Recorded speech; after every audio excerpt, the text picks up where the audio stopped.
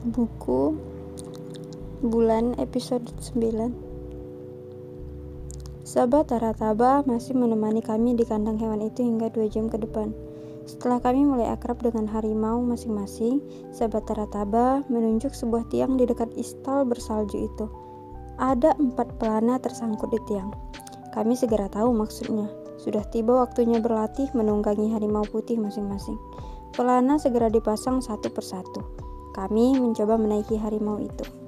Ili yang pertama melakukannya, dan Ili sekali lagi tidak mengalami kesulitan.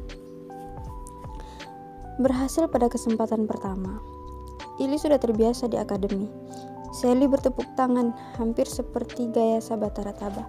Saat Ili dengan gagah di atas harimaunya berlari mengelilingi istal. Salju terpercik dari kaki-kaki harimau. Pakaian serba hitam yang dikenakan Ili terlihat kontras dengan warna putih harimau. Sally berikutnya. Dia membutuhkan waktu lebih lama untuk menyesuaikan diri. Sally gagal 2 kali saat harimau mulai berlari, tapi itu bukan masalah besar. Ili membantunya, menjelaskan cara-caranya. Sally masih terjatuh 2 kali lagi, hingga akhirnya bisa duduk tegak di atas pelana, mencengkram surai harimau. Kamu akan terbiasa, Sally. Ili membesarkan semangat. Alia membutuhkan waktu paling lama. Dia bersungut-sungut, berkali-kali jatuh dari atas punggung harimaunya. Kenapa kami tidak naik kapsul terbang saja? Kenapa harus hewan-hewan buas ini? Mereka tidak bisa dikendalikan. Sahabat Tarataba menggeleng. Festival ini sudah berusia ratusan tahun. Sejak teknologi belum semaju sekarang, semua peserta harus menunggangi hewan. Ratusan tahun lalu, peserta bahkan harus memulainya dengan menaklukkan hewan buas di alam liar. Sekarang kami sudah mengubah peraturan itu. Peserta boleh menggunakan hewan yang telah dijinakkan. Atau aku boleh berjalan kaki saja? Ali kembali komplain. Dia sekali lagi terjatuh meski telah dibantu Ili. Tangan, wajah, dan pakaian hitamnya dipenuhi butiran salju. Sahabat Tarataba tertawa menggeleng. Kamu membutuhkan waktu berminggu-minggu mengelilingi klan matahari dengan berjalan kaki. Bunga matahari itu sudah terlanjur layu. Kamu harus santai, Ali. Ili memujuk menjulurkan tangan membantunya berdiri. Rileks jika kamu nyaman, hewan yang kamu tunggangi juga akan nyaman. Tapi jika kamu bergerak-gerak, dia akan bereaksi sama, termasuk melemparkan tuannya hingga jatuh. Aku sudah santai, Ali mendengus. Hewan ini yang tidak mau kunaiki. Dia mungkin tidak suka denganku. Aku tidak seperti kalian yang bisa mengeluarkan petir atau menghilang. Nasibku menjadi makhluk rendah dari klan bumi. Kami lebih biasa naik angkot atau bus, bukan hewan. Aku menceletuk. Bukankah tadi di stadion kamu bilang ini akan menjadi pertualangan seru Ali. Kita bahkan belum mulai, tapi kamu sudah mengeluh. Ali pindah melotot kepadaku. Setengah jam berlalu, Ali akhirnya berhasil menaiki harimau itu. Harimau salju itu berlari-lari di sekeliling istal, masih patah-patah. Sesekali terhenti karena Ali memeluk leher harimau, takut terjatuh. Tapi Ali mulai terlihat senang, wajah tebalnya sudah hilang. Giliranku yang terakhir mencoba. Aku memasang pelana di atas punggung harimau, mengelus lembut tengkuk harimau besar itu. Hewan buas itu menggerung seperti memberitahu bahwa dia sudah siap. Aku menahan napas, meloncat ke atasnya.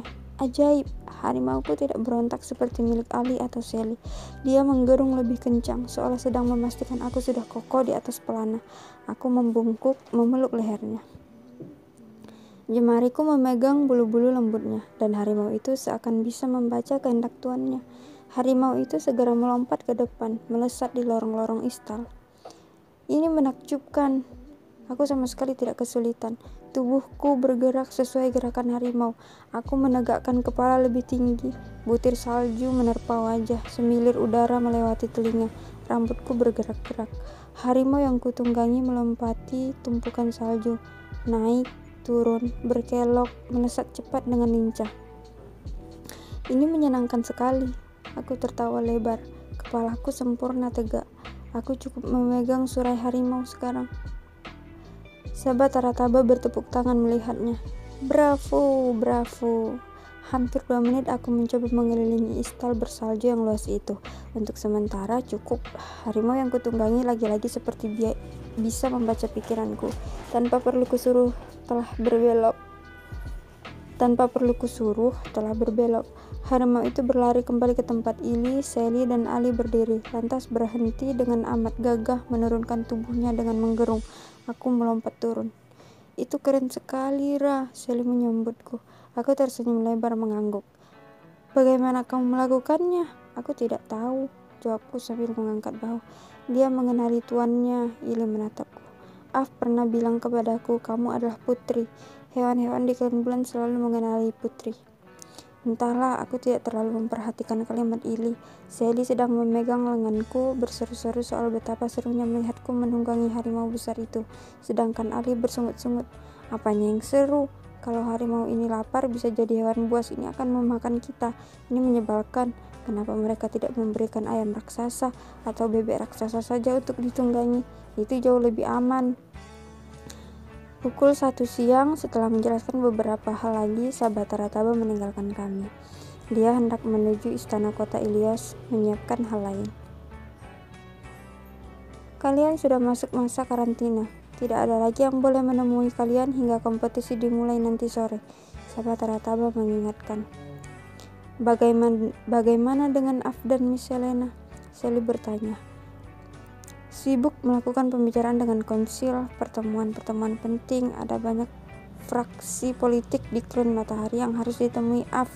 Jadwal mereka padat selama di sini. Aku dan Sally saling tatap. Persiapkan diri kalian, masih ada beberapa jam ke depan. 15 menit sebelum kompetisi dimulai, perapian di istal akan menyala. Kalian segera naik ke atas pelana harimau putih, masuk ke dalam nyala api. Kalian akan langsung muncul di halaman istana dengan menunggang harimau. Astaga, itu akan seru sekali. Sahabat Tarataba terlihat riang. Kalian tahu, aku baru saja mengubah beberapa detail festival ini setelah menyaksikan kedatangan kalian tadi pagi di stadion. Nah, sampai bertemu nanti sore anak-anak. Sahabat Tarataba pergi menaiki kapsul terbang. Kami berempat kembali ke ruang tengah bangunan, duduk di atas kursi-kursi rotan. Apa kabar Ilo dan Faye? Juga aku bertanya kepada Ili tentang ayah, ibu, dan adik Ili. Sejak mendarat di klan Matahari, aku hampir tidak sempat berbicara dengan baik kepada Ili. Mereka baik. Apalagi, dia memaksa ingin ikut. Ili tertawa. Aku ikut tertawa, pasti menggemaskan melihat si kecil usia 5 tahun merajuk. Dulu cepat sekali akrab dengan kami yang tersesat di kamarnya. Ayahku seharusnya yang ikut tapi dia sibuk, ada banyak pekerjaan di kota Tisri. Kamu pasti tahu, ayahku begitulah, amat terkenal di sana. Ili sedikit malu-malu. Oh iya, tentu saja dia amat sibuk. Ili. Aku tertawa lebar. Ilo adalah perancang busana terkenal di klan bulan, selebritas. Semua orang selalu menunggu desain terbarunya. Hampir semua tren fashion di klan bulan karya Ilo. Aku menawarkan diri menggantikannya.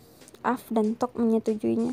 Menyenangkan akhirnya bertemu langsung dengan kalian bertiga setelah hanya sempat bertemu lewat layar-layar kapsul kereta bawah tanah. Aku mengangguk. Ili dulu yang menyelamatkan kami saat dikejar-kejar pasukan bayangan. Ili membajak sistem kereta bawah tanah untuk meloloskan kami. Bagaimana dengan sekolah kalian? Kali ini giliran Ili bertanya. Libur, kami baru saja selesai ulangan semester. Pasti menyenangkan setelah ulangan, Ili tersenyum. Terus terang, aku tidak sabaran 2 minggu terakhir menunggu hari berangkat. Akademiku sudah selesai 2 bulan lalu. Bosan hanya di rumah menjahili sepanjang hari. Aku masih belum memutuskan akan bekerja di mana. Bekerja? Aku bertanya. Iya, anak muda seusia kami di klan bulan sudah masuk dunia kerja, Tok menawariku menjadi anggota pasukan bayangan. Aku memenuhi kualifikasi untuk bergabung di pasukan elit mereka. Tapi aku pikir itu tidak sekeren yang dilihat. Aku tidak suka perang dan sejenisnya. Af menyuruhku bekerja di komite kota atau mungkin magang di perpustakaannya. Ibuku menyuruhku melakukan hal lain, bekerja di sistem kereta api bawah tanah, menjadi guru. Entahlah, aku lebih suka bertualang. Ada banyak hal baru yang bisa ditemukan. Aku mengangguk. Percakapan ringan ini membuatku bisa mengetahui karakter Ili. Dia seperti kakak kalian yang paling ideal, menyenangkan diajak bicara dan baik hati. Kami berpindah-pindah topik pembicaraan secara acak, tentang sekolah di kotaku, tentang akademi. Sesekali Ali ikut bertanya, terlibat dalam percakapan. Sally hanya mendengarkan, dia tidak memahami bahasa yang kami gunakan. Meski aku tahu sejak tadi Sally ingin sekali bercakap-cakap dengan Ili. Pukul 1 siang, perut kami lapar. Aku mengajak Sally mencari makanan di bangunan itu. Kami sempat tersesat di beberapa ruangan, keluar masuk dari pintu di dinding, pintu di lantai, pintu di atap. Banyak sekali pintu di setiap ruangan. Akhirnya kami menemukan dapur. Ada makanan kering dan minuman dingin di dalam kotak mengambang. Mungkin ini yang disebut lemari es di Klan Matahari. Aku dan Sally mengaduk tabung makanan dan minuman, membawanya ke ruang tengah.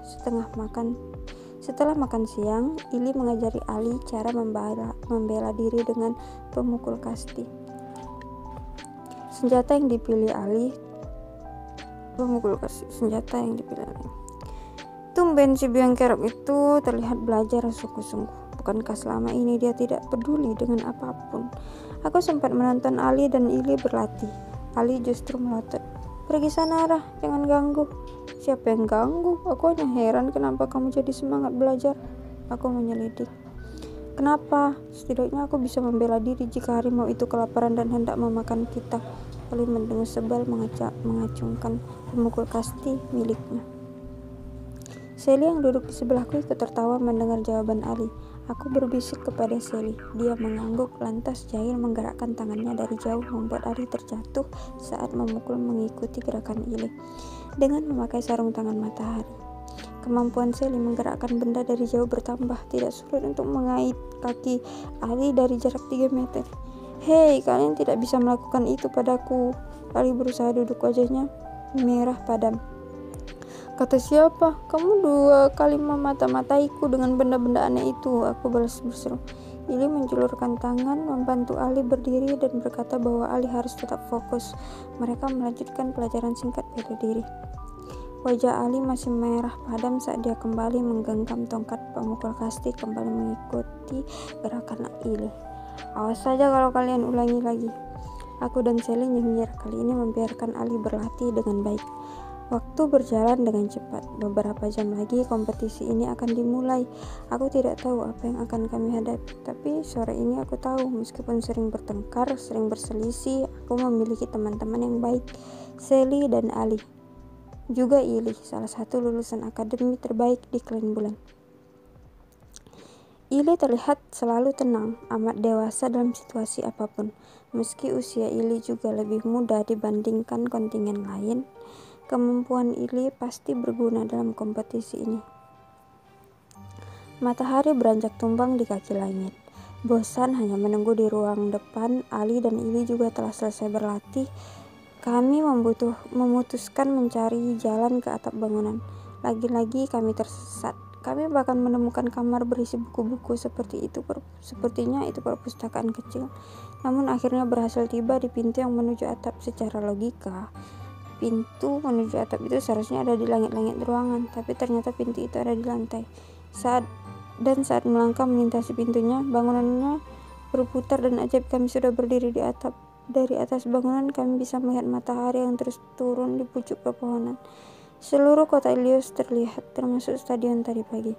Kota ini berada persis di lereng gunung. Rakyat Klan Matahari menyukai bangunan berbentuk kotak, berbeda dengan Klan Bulan yang berbentuk bulat. Kotak-kotak tinggi, besar, kecil terlihat di sekitar kami. Kapsul-kapsul terbang hilir mudik. Aku baru menyadari kota Ilios dikelilingi benteng, mungkin untuk mencegah hewan liar dari hutan.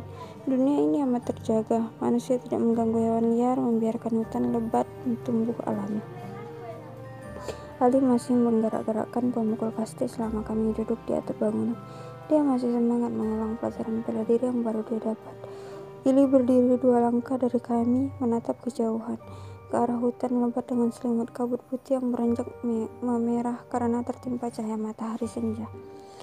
Jauh di sana, di antara selimut kabut, terlihat menjulang barisan gunung yang lebih besar. Entah apa yang ada di balik selimut kabut tebal itu. Kami menghabiskan waktu 30 menit menikmati pemandangan kota Ilios. Saatnya kita kembali ke Istalrah. Perapian itu pasti sudah menyala. Ili berseru pelan. Aku bangkit, beranjak berdiri juga Ali dan Sally. Matahari semakin rendah. Sebenarnya ini pemandangan yang indah, tapi waktunya kami berangkat. Kami melewati pintu-pintu ajaib bangunan kotak dengan cepat. Tiba di istal bersalju tepat saat perapian di sana mulai menyala. 4 harimau putih menggerung. Sepertinya mereka sudah tahu petualangan ini akan segera dimulai. Pastikan tidak ada yang tertinggal. Ili memperbaiki posisi ransel di punggungnya, memasang tombak perak di pinggang. Lompat ke atas harimaunya. Aku, Ali, dan Sally mengangguk. Sejak tadi kami sudah memindahkan peralatan yang harus dibawa ke dalam ransel kecil. Koper-koper besar kami tinggalkan. Ali dan Sally menyusul menaiki harimaunya. Aku melangkah mantap. Harimauku bergerak maju, menyundul-nyundulkan wajahnya ke tanganku. Aku mengelusnya sebentar, kemudian melompat ke atas pelana. Kamu maju duluan, Ra, Ili berseru. Aku mengangguk. Harimauku bersiap masuk ke dalam nyala perapian. Di halaman istana kota Ilios, sahabat Tarataba sudah tiba tadi memulai acara. Sahabat Tarataba sudah sejak tadi memulai acara. Halaman luas dengan rumput terpotong rapi itu terlihat dikelilingi nyala api tinggal berbentuk lingkaran. Nyala api tinggi berbentuk lingkaran dengan 4 pintu gerbang keluar. Ada panggung kecil tempat para tetua dan tamu undangan duduk. Tamu undangan tidak seramai saat di stadion, tapi acara sore itu tetap menakjubkan. Di tengah-tengah halaman, di depan panggung itu sebuah api unggun menyala-nyala. Hadirin kontingen ke-9, sahabat Tarataba berseru memegang mikrofon. Tangannya menunjuk ke arah api unggun. Api unggun itu meletup, membesar, dan dalam hitungan detik, satu persatu 4 anggota kontingen ke-9 yang menunggang di serigala muncul. Inilah perubahan kecil yang dilakukan sahabat Tarataba. Dia memanggil seluruh kontingen melalui lorong perapian. Atmosfer kompetisi menyengat langit-langit. Benda-benda kecil terbang hilir mudik. Mungkin itu berguna menyiarkan acara ini ke seluruh klan matahari. Dan kontingen terakhir dari klan bulan. Sahabat Tarataba berseru hingga suaranya serak. Di istal bersalju, api unggun meletup lebih tinggi. Itu tanda yang diberikan agar kami segera masuk. Aku menggenggam surai harimauku.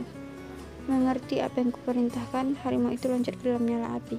Mataku silau terang di sekitarku. Kemudian nyala api kembali normal, dan aku telah muncul persis di tengah lapangan istana kota Ilios.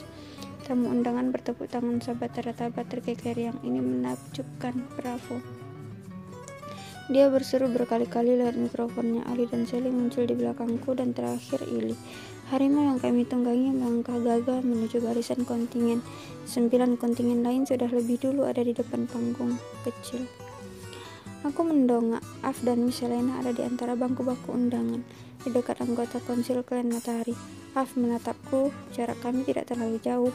Af berusaha tersenyum sambil melambaikan tangan, tapi tampak jelas dia mencemaskan kami.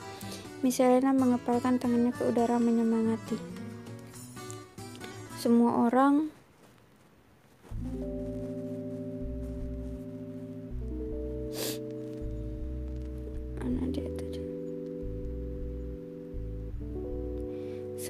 menatap tengah lapangan sekarang ke arah 10 kontingen. Sally di sebelahku berkali-kali memastikan pegangan di leher harimau, takut terjatuh saat harimaunya bergerak. Wajahnya sedikit pucat. Suasana kompetisi ini pasti memengaruhi Sally. Terus terang, aku juga gentar melihat 9 kontingen lain yang terlihat begitu gagah, percaya diri, dan pasti memiliki persiapan panjang. Kami peserta paling muda, paling tidak berpengalaman, tapi aku sudah memutuskan sukarela mengikuti kompetisi ini. Maka aku harus terlihat kuat, setidaknya terlihat kuat demi teman-temanku. Aku mencengkram surai harimauku dan seakan-akan mengerti apa yang aku pikirkan. Harimau salju besar yang kutunggangi tiba-tiba membungkuk, mengambil posisi lantas mengaum kencang sekali. Suara auman yang mengejutkan membelah langit-langit istana kota Ilios, membuat nyala api bergoyang seperti hendak mengirim pesan kepada siapapun. Dia akan melindungi tuannya. Astaga, astaga, Sabatara Taba bahkan hampir jatuh terjengkang. Dia bergegas meraih mikrofonnya yang terjatuh ke tanah. Lapangan rumput istana kota Ilios lengang. Semua kaget dengan auman harimauku. Satu dua mencengkram pegangan kursi. Beberapa hewan yang ditunggangi peserta lain bergerak tidak terkendali. Itu hebat sekali, Sabatara Taba yang pulih dari kagetnya berseru serak. Itu hebat sekali, belum pernah aku menyaksikannya. Salut. Tamu undangan di panggung berdiri bertepuk tangan. Bagaimana kamu melakukannya, Rah? Ali berbisik di belakangku. Sally yang pucat juga menatapku. Sally kaget sekali melihat harimauku mengaum. Aku menggeleng, aku juga tidak tahu. Kapten setiap kontingen harap maju, Sabatara Taba berseru meneruskan acara. Kalian akan menerima gelang pelacak agar kami tahu posisi setiap kontingen, sekaligus simbol peserta. Aku menoleh ke arah Ali, Sally, dan Ili. Kapten, siapa yang akan jadi kapten kami? Ili, dia yang lebih dewasa dibanding kami. Kamu yang jadi kapten, Rah, Ili menggeleng. Aku? Iya, kami akan mengikutimu kemanapun kamu pergi, Rah, Sally menyemangatiku. 9 kapten kontingen lain sudah maju. Aku menelan ludah, tidak ada yang bilang bahwa setiap kontingen harus memiliki kapten. Dan kenapa harus aku? Af dan Miss Selena di atas panggung mengangguk. Harimauku membungkuk. Aku melompat turun, melangkah ke depan, ikut berbaris di samping 9 kapten lainnya. Fala Taratana 4, ketua konsil klan Matahari, turun dari atas panggung. Untuk pertama kalinya aku berada dekat dengannya. Dia terlihat lebih muda dibanding Mala Taratana 2, meski rambutnya juga sudah memutih. Tatapan matanya penuh misteri. Gestur wajahnya seperti diselimuti kabut. Tubuhnya yang kurus tinggi sedikit bungkuk. Pipinya tirus dan ada bekas luka di pelipis. Fala Taratana 4 memasangkan gelang di tangan kami. Kamu ditakdirkan mengikuti festival ini, wahai rakyat klan bulan yang dibesarkan di klan bumi. Selamat jalan. Fala Taratana 4 berkata datar saat memasangkan gelang terakhir kepadaku. Aku menatapnya tidak mengerti. Ditakdirkan? Sebelum aku sempat mengeluarkan satu kata pun, Fala Taratana 4 sudah melangkah ke api unggun di tengah lapangan istana Ilios. 9 kapten lain kembali ke hewan tunggangan masing-masing. Aku masih menatap Fala Taratana 4. Tapi karena kontingen lain telah bersiap, aku ikut melangkah cepat kembali ke harimauku. Matahari hampir tenggelam di kaki langit. Cahaya terakhirnya tipis menerabas halaman istana. Dan saat cahaya itu hilang, Fala Taratana 4 menghantamkan tangannya ke api unggun. Petir besar melesat cepat dari ujung jemarinya. Api unggun itu meletup berkobar tinggi. Itu tanda kompetisi telah dimulai. Tamu undangan di panggung berdiri bertepuk tangan. Persis saat petir itu menghantam api unggun, 9 kontingen lain berderap meninggalkan halaman istana Ilios, menuju salah satu dari 4 gerbang api yang mengelilingi lapangan. Cepat sekali gerakan mereka, apalagi kontingen dengan kuda putih. Kaki-kaki kuda mereka seakan tidak menginjak rumput, berderap menuju gerbang di depan kami. Kontingen dengan hewan banteng membuat tanah seperti bergetar, juga melewati gerbang di depan kami. Kontingen dengan kelinci melompat lincah melewati gerbang di samping kiri. Semuanya terlihat yakin harus menuju kemana. Aku menoleh ke arah Ili. Kita harus lewat gerbang mana? Utara, Rah, Ili berseru, berusaha mengalahkan hingar-bingar sorak-sorai penonton, terutama suara teriakan Sabatara Taba dengan mikrofonnya. Hadirin, 4 kontingen memilih gerbang yang sama. Kontingen penunggang kuda putih, banteng, cerpelai, dan salamander sama-sama menuju gerbang utara. Kontingen penunggang serigala dan angsa putih memilih gerbang timur. Kemana arah utara? Kontingen penunggang kelinci dan kambing memilih gerbang barat. 2 peserta memilih pintu itu. Hewan tunggangan mereka melesat cepat. Sabatara Taba berteriak. Kontingen penunggang kucing satu-satunya menuju ke gerbang selatan. Kini tersisa kontingen 10 masih di tengah lapangan. Mereka sepertinya masih berdiskusi. Kontingen 10 itu berarti kami. Kemana arah utara, Ili? Aku mengulangi pertanyaan berseru kencang. Gerbang api di depan murah, Ili menunjuk. Aku mengangguk, mencengkram surai harimauku, dan sekejap hewan tungganganku melompat ke arah depan. menuju gerbang utara. Sally dan Ali mengikutiku dari belakang. Ili yang terakhir hilang di balik gerbang. Aku sempat melihat Miss Selena mengacungkan kepalan tangan, memberikan semangat sekali lagi. Seluruh peserta kompetisi sudah meninggalkan halaman istana kota Elias. Akhirnya, kontingen ke-10 menuju utara. 5 tim memilih pintu yang sama, gerbang utara. Suara Sabatara Taba mulai lama-lama terdengar di belakang. Kami melewati jalanan kota harimau bergerak lincah, meninggalkan istana Elias. Hampir semua jendela bangunan kotak di sepanjang jalan terbuka. Rakyat kelihat matahari melambaikan tangan. Beberapa berdiri di halaman rumah atau tepi trotoar. Kapsul-kapsul terbang melintas di atas. Aku tidak sempat memperhatikan, terus melesat menuju utara. Kompetisi mencari bunga matahari pertama mekar telah dimulai. Bersambung.